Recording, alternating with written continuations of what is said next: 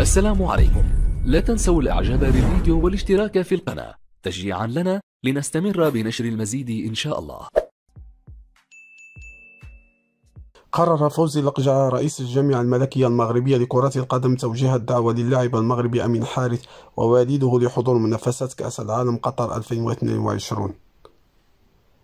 وكشفت تقارير إعلامية أن لقجع سيتكلف بمصاريف إقامة الدولي المغربي رفقة والده بقطر رغم إبعاده من لائحة الأسود بسبب الإصابة التي تعرض لها يوم الأحد الماضي أمام موناكو الفرنسي وتسببت في حرمانه من المشاركة رفقة الأسود في المونديال.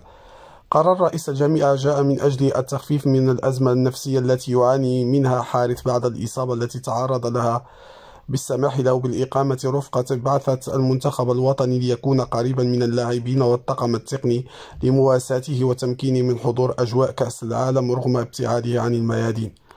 وتعرض الدولي المغربي أمين حارث لالتواء على مستوى الأربطة المتعامدة لركبته اليسرى، الشيء الذي شكل صدمة للاعبين وللمنتخب المغربي بحيث تأكد غيابه عن كأس العالم المقبل في قطر.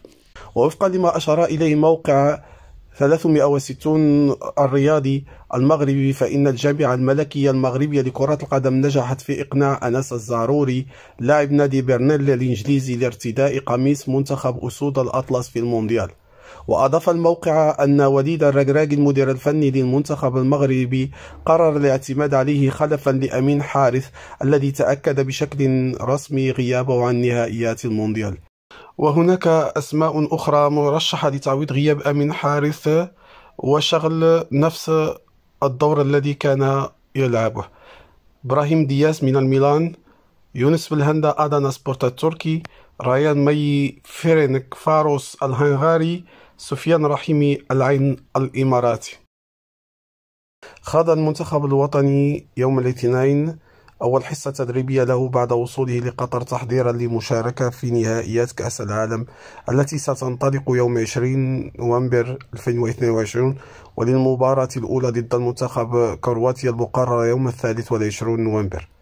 وشارك في هذه الحصة التدريبية التي أقيمت بملعب عبد الله بن خليفة بالعاصمة القطرية الدوحة غالبية اللاعبين المنادى عليهم في انتظار التحاق باقي العناصر بحكم التزامهم في فروقهم.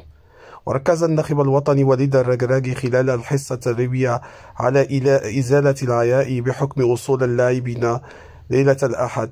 ويشار إلى أن المنتخب الوطني سيتوجه يوم الخميس المقبل إلى الإمارات العربية المتحدة لإجراء مباراة ودية أمام جورجيا يوم 17 نوفمبر.